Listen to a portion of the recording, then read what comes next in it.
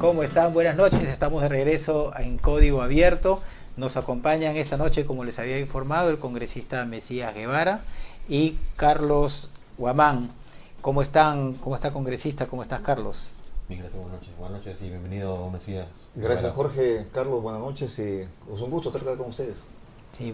Bueno, el tema en el cual nos vamos a enfocar el día de hoy es el tema que nos viene reuniendo ya con Carlos desde hace algunas semanas, días, sí. pero de hecho es un tema que venimos conversando y desde la campaña electoral, cuando se comenzaba a plantear, cuando analizábamos los planes de gobierno de los distintos candidatos, y estaba el tema de la conectividad a nivel nacional, este déficit de redes de transporte, ¿no? De conectividad. Sí, y que están solamente en la costa y que no penetran hacia el interior del país. Entonces, hemos visto que ya finalmente el Congreso ha aprobado un proyecto de ley que estaría por ser firmado por el presidente Ollanta Humala. A lo mejor por el día de su cumpleaños firma el proyecto, y es un proyecto que es un cumplimiento, es un proyecto que cumple una de los puntos del plan de gobierno, que en realidad que también es el plan de la gran transformación, que ya incluía este tema de la banda ancha. Mesías Guevara ha sido el promotor principal en el Congreso de esta iniciativa. Quisiéramos congresista, que nos comente rápidamente cuáles son las principales ventajas de este proyecto. Bien, Jorge, Carlos, buenas noches otra vez. Definitivamente, fíjate que nuestro país es un país muy agreste, en la que si nosotros hacemos una evaluación de las 195 provincias que hay a nivel nacional, vamos a encontrar que solamente 54 aproximadamente tienen la conectividad, digamos, como debería de ser. ¿Qué se dice como debería de ser? Por ejemplo, en estos momentos, los servicios, los contenidos se han incrementado de manera, digamos, vertiginosa. Los estilos de vida han cambiado, pero sin embargo, la gran escasez es el tema de la transmisión. Vemos nosotros de que en una planta telefónica existe lo que es la conmutación, la transmisión y la planta externa, pero definitivamente en este caso la conectividad a las ciudades principales de la selva y la sierra se han hecho fundamentalmente vía microondas o en unos casos vía satélite, y si analizamos el mapa peruano vamos a encontrar que existe fibra óptica desde Tumbes hasta Tacna. Incluso lo tengo en los bosquejos generales de mi cabeza. Por ejemplo, de Telefónica viene de Tumbes hasta Tacna, luego por Pacasmayo, Ciudad de Dios, ingresa hacia Cajamarca, es un tramo que ingresa de manera transversal, y el otro a Loroya hasta Huancayo, el otro es por Arequipa, Juliaca, Puno y eventualmente hacia Puerto Maldonado. Eso es lo único que hay. Entonces, frente a esta realidad, hay una seria deficiencia. Lo ideal sería de que, por ejemplo, exista un anillo ingresando por Canchaque, Buenos Aires, hacia Huancabamba, salir por San Ignacio y Jaén, meterte por Bagua y salir por Tocache, cruzando Tarapoto, Moyobamba, y salir hacia Huánuco e integrarte ya hacia la fibra óptica que va hacia Huancayo. Un gran anillo. Este concepto de anillo, además, para quienes están viendo, es muy importante, porque ya sucedió una vez cuando fue el terremoto de Pisco, que se cortó la fibra, y como no hay un anillo, atrás, ¿sí? Casi de la selva que estamos hablando, sí, se quedó sin comunicaciones, porque la fibra óptica se había roto o las microondas se habían caído. Y un anillo lo que brinda justamente es una redundancia y una seguridad de que si se corta en un solo lugar, el resto sigue funcionando. ¿Es así? Entonces, el otro tema, Jorge y Carlos, era de que ¿quién hace esa inversión? ¿Cómo hacerla y quién la hace la inversión? ¿Cómo hacerla viable? Ya las empresas dominantes hasta hoy, que están desde el año 1994, que han ido ingresando al mercado en diversas etapas, no lo han hecho. Si analizamos nosotros los indicadores, vemos que nuestro país se ha quedado congelado. Sí. Tenemos un mercado grande, es cierto, pero muy concentrado. Tenemos no competitivo, para nada. Tenemos un mercado, digamos, dinámico, pero concentrado y con baja penetración. En lo que es banda ancha, se tiene una penetración de 3.4%. Cuando en otros países están en 10, 15, 20%. Somos, si no me equivoco, somos el penúltimo país de la región en términos de uso de banda ancha. Hay que envidiarle en este caso a Uruguay, ¿no es cierto? Que está, si bien es cierto que eso no es competitivo, pero sí es con una alta penetración. Porque o Chile o Colombia. O Chile o Colombia, mismo Argentina y Brasil, que también han incrementado. Todos por encima de 10%. Todos encima, nosotros 3.4%. Y no hay ningún interés de hacerlo. Yo lo que me preocupa a mí también es de que, si bien es cierto, las operadoras, hay que llamarlo por su nombre porque la información es pública, sí, tanto Telefónica y Claro, digamos, han ingresado en un territorio donde no deberían haber ingresado, que es el tema de las telecomunicaciones rurales, ganándose los subsidios del proyecto, del famoso proyecto de Fitel, y compitiendo de manera desleal, diría yo, de manera asimétrica en todo caso, con empresas peruanas relativamente pequeñas, como el caso de Rural Telecom, como el caso de Valtron, que prácticamente ya salió del mercado, nuestro amigo Rudy Valdivia, creo, sí, no sé, y ahí ellos ocupan el 1%, creo que todos ellos. Es correcto, sí, en la torta de negocio total. En toda la torta de negocio. Porque últimamente los proyectos de Fitel vienen siendo ganados por operadores grandes, ¿no? Operadores grandes, algo que incluso ya no están invirtiendo ellos su dinero. Lo que están invirtiendo, por ejemplo, el proyecto VAS, que fue adjudicado en el año 2008, 2009 aproximadamente, fue una inversión de 48 millones de dólares. Eso lo ganó Telefónica. Luego se han repartido el tema de Puno, de los otros proyectos de telecomunicaciones rurales, pero ahí también hay algo que hemos debido aclarar. Es decir, que cada quien, si no están cumpliendo con invertir y no están cumpliendo con aumentar lo que se llama la cobertura de Telefónica, lamentablemente considero yo que el Estado debería hacer esa inversión. Pero ahora, ¿cómo se hace la inversión? Sí, ¿Y en dónde se hace la inversión? Con este proyecto se busca darle mayor protagonismo al Estado, no para competir ni hacer quebrar las empresas, porque eso no es el espíritu. Porque si algo nosotros en el Perú debemos de buscar es que se incremente la competencia.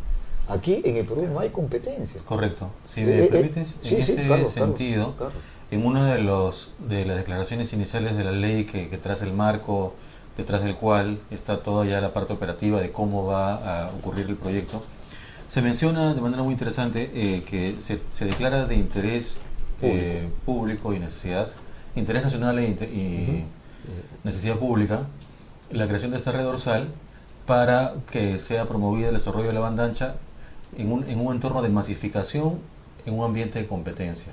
Entonces, este aspecto de competencia, ¿de qué tipo de disposiciones contempla la ley como para promover la competencia en un mercado tan concentrado como las telecomunicaciones en Perú?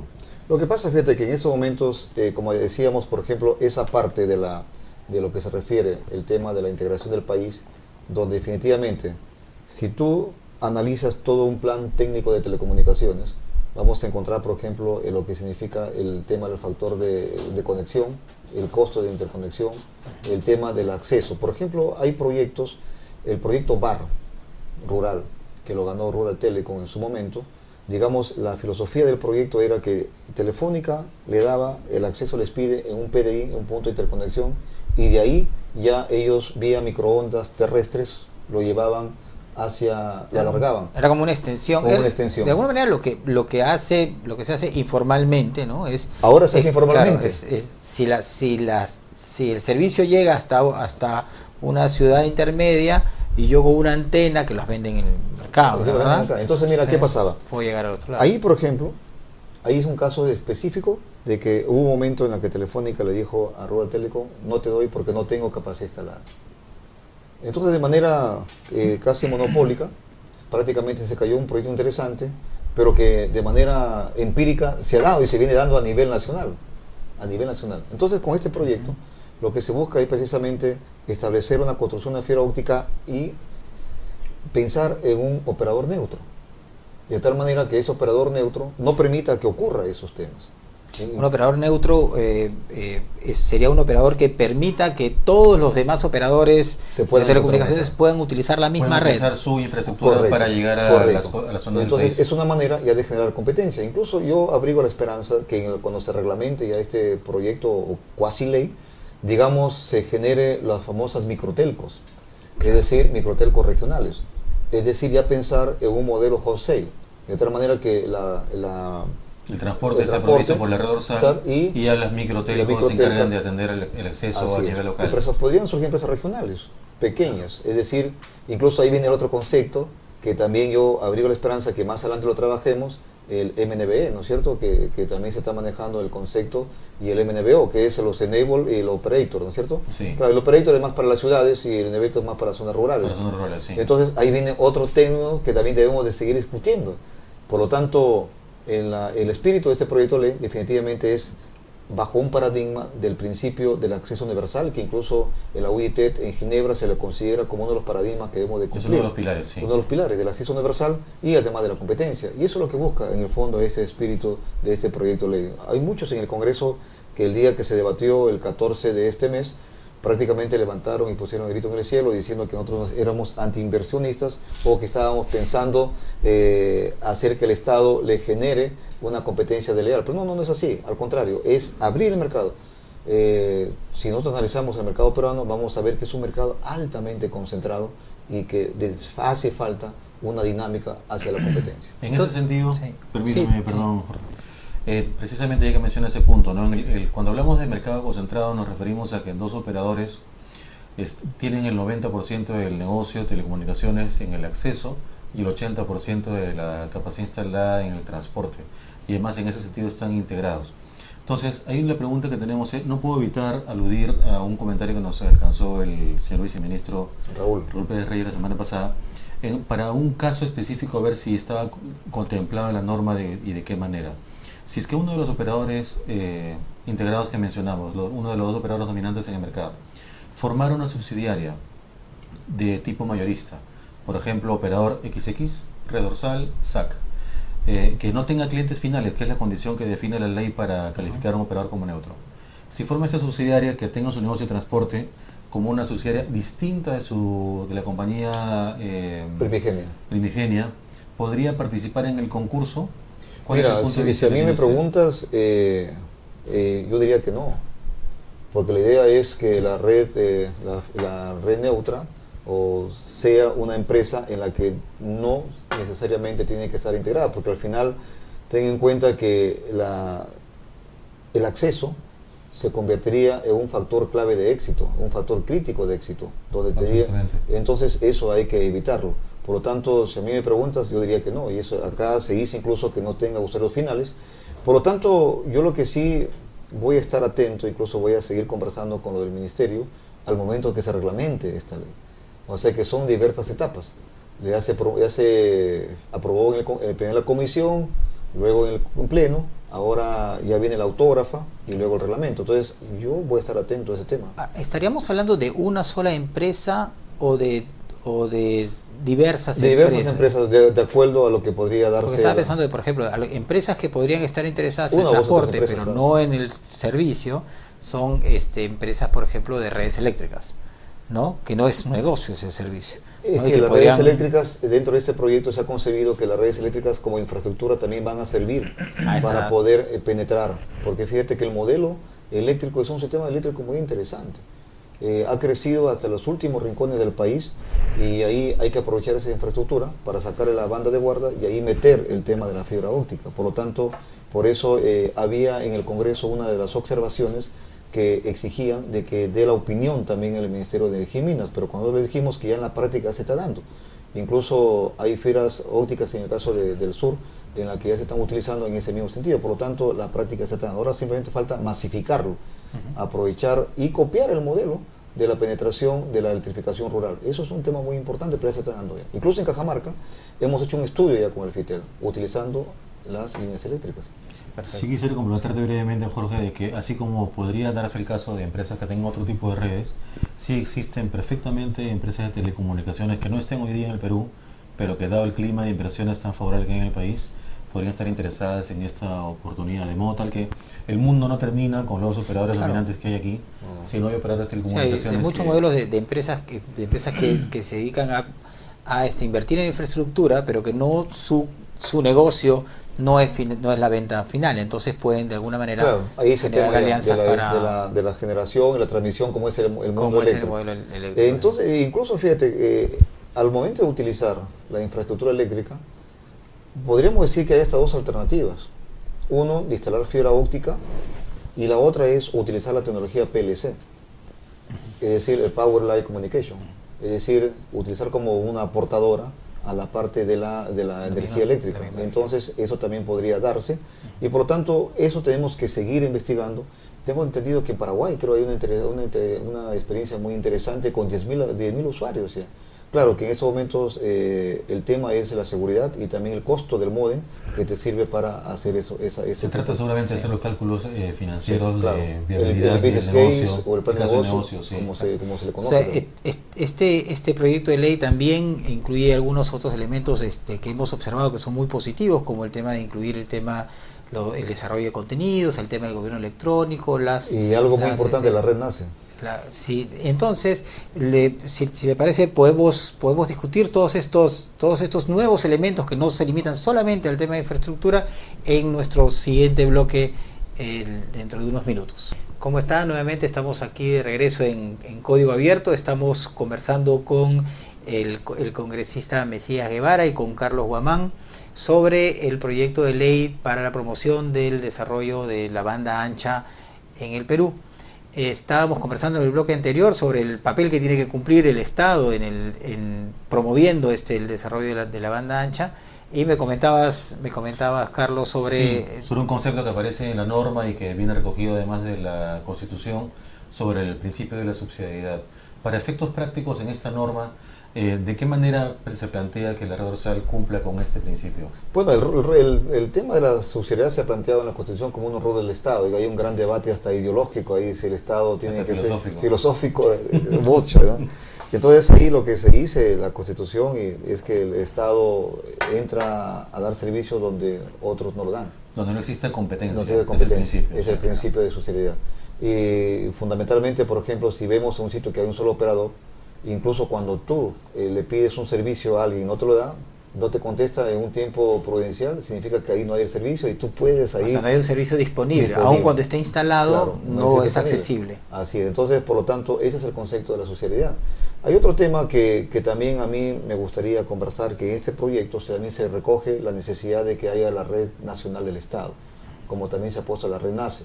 ¿Qué significa la red nacional del Estado? En este momento, por ejemplo, el Banco de la Nación tiene una infraestructura grande a nivel de la nación, muy poderosa, muy bien implementada. Tiene la RENIET, tiene la SUNAT y tienes otras instituciones que están las redes aisladas. No están articuladas. No están articuladas. Entonces, ¿qué se plantea acá? Por ejemplo, acá no se ha puesto, pero me imagino que el reglamento, si no lo haremos más adelante, que haya como un NAP del Estado. Okay. De tal manera de que todas estas redes que están aisladas, vía IP, se integren, y de tal manera que se arme una red del Estado en la que las llamadas entre las diversas instituciones públicas sea sin costo, sea gratuita. Por ejemplo, yo conozco, yo soy de Jaén, de Cajamarca.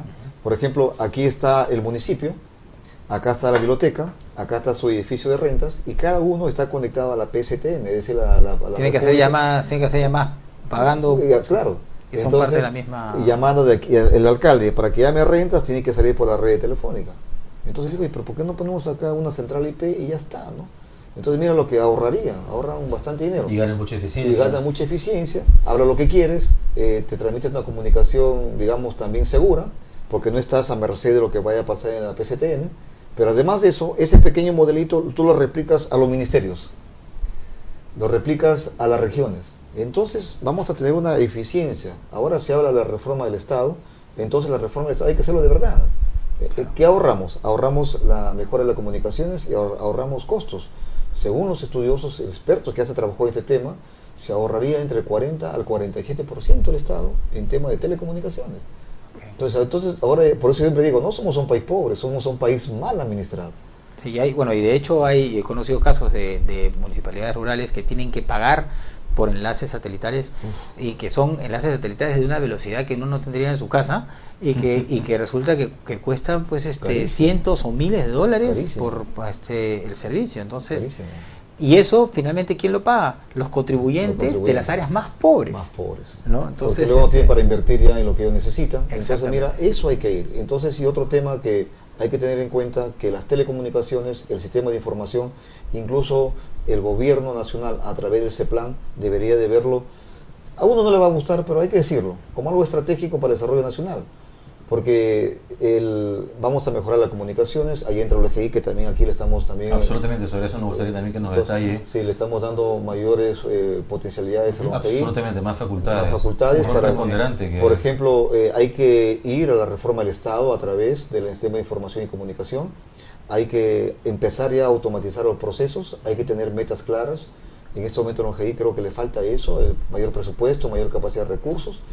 Yo pienso que el OGI incluso debería elevársele en el peso específico en la estructura del Estado, porque lo estamos viendo como algo, un proyecto, como una oficina de la PCM, aislada, pero no solamente aislada, sino sin el peso que debe tener en el y que se refleje en un presupuesto. Además, y que tenga, claro. y que además un peso que le dé una posición política, ¿no? Y que porque finalmente es una, que tenga presupuesto para fines prácticos, no es una, sí, pues no es una, digamos, no es un organismo, una oficina técnica ¿no? Sino tiene que diseñar la política de gobierno electrónico e impulsarla, entonces tiene que tener ese peso específico. Si una estrategia y que sobre vemos al país como una gran empresa, lo fundamental es cómo fluye la información. Claro. Entonces, ¿quién debe ayudar en eso? Es el ONGI. Por ejemplo, ahora un gran debate, yo también presenté un proyecto de ley, ahí me cayeron con piedra, me cayeron con todo, claro, yo me equivoqué, creo, la manera como lo expresé, la creación del Instituto Nacional del Software, pero eso es lo que tenía como objetivo y tiene como objetivo porque sí fue aprobado. Impulsar la industria nacional del software. Impulsar la industria. O sea que crear, hay normatizar, estandarizar. Por ejemplo, en este momento, si entramos al Estado, vamos a ver que no está estandarizado, no está normado. Los diversos software que se utilizan en un mismo ministerio vamos a encontrar diversos estándares de software. No hay alguien lo tiene que hacer, el ONGI o este instituto que estamos planteando. Entonces, ahí el ONGI también tiene que tener metas claras y sobre todo entendiendo que si no tenemos un país articulado e interconectado y que maneje el tema de información, no vamos a salir del subdesarrollo en el que estamos. Las telecomunicaciones se han convertido hoy, junto con el agua, junto con la luz, junto con las carreteras, un servicio básico fundamental. Yo les pregunto a ustedes se pueden imaginar un día sin tu celular, claro, o sin tu laptop, o sin banda ancha, o sin nada, sin internet? Yo no me imagino mi vida sin un día sin este. Sin embargo, todavía hay muchos peruanos que nunca han visto. Muchos peruanos aislados y que no. Y yo quería, hay un tema que personalmente yo he seguido en América Latina y en el mundo, el tema de la neutralidad de la red, más allá del tema del operador neutro, que es un principio que está consignado en este proyecto de ley y que a mí me parece fundamental. Es un principio que garantiza la libertad de opción del consumidor. Así es. ¿Cómo así fue ingresado este principio, que la verdad yo saludo que haya sido puesto en esta ley? Bueno, como este proyecto se inició y luego vino otro proyecto, se envió el Ejecutivo. La verdad que este proyecto, a mí en lo personal creo que ha sido un ejemplo, sobre todo cómo el Legislativo y el Ejecutivo se podrían trabajar de manera consensuada.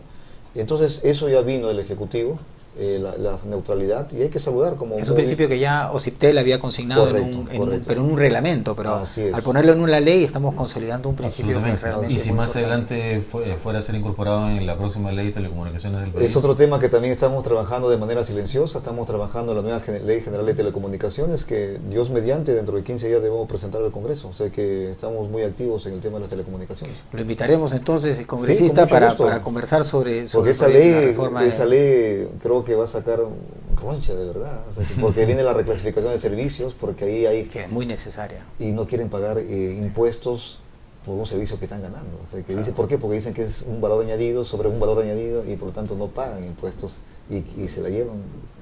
Nos quedan entonces, congresista Carlos, varios temas para seguir conversando. Hay varios temas. Le prometemos a nuestros seguidores que vamos a seguir conversando sobre la ley de FITEL, la ley OCIPTEL, que hay que actualizarla, sé que hay varios. Y que nos ponen al día, porque con el avance de las telecomunicaciones, pues ya una ley que data de los inicios de los 90s.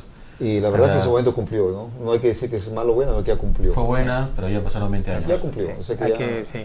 Entonces estamos en un proceso de cambio y vamos a compartir estos cambios entonces con el congresista Mesías Guevara y con Carlos Guzmán, que ya se han comprometido entonces a venir en una siguiente edición. Nosotros vamos a ir a un corte y después del corte vamos a estar con Rolando Toledo, quien, como les comenté inicialmente, se encuentra en Praga en la reunión de ICANN. En esta reunión se están atendiendo por las solicitudes que por primera vez recibe esta Corporación Internacional de Nombres y Números, que es finalmente la que permite que algunos operadores manejen los nombres de dominio. Ya Rolando les estará explicando con un poco más de detalle, y estará con un invitado especial que ya ha estado otras veces con nosotros, que es Rodrigo de la Parra, que es el representante para América Latina en la Corporación Internacional de Nombres y Números. Con ustedes entonces yo me despido y nos vemos el próximo martes a las 8 de la noche en Código Abierto. Muchas gracias. Muchas gracias, congresista. Muchas gracias. Muchas gracias, Mesías.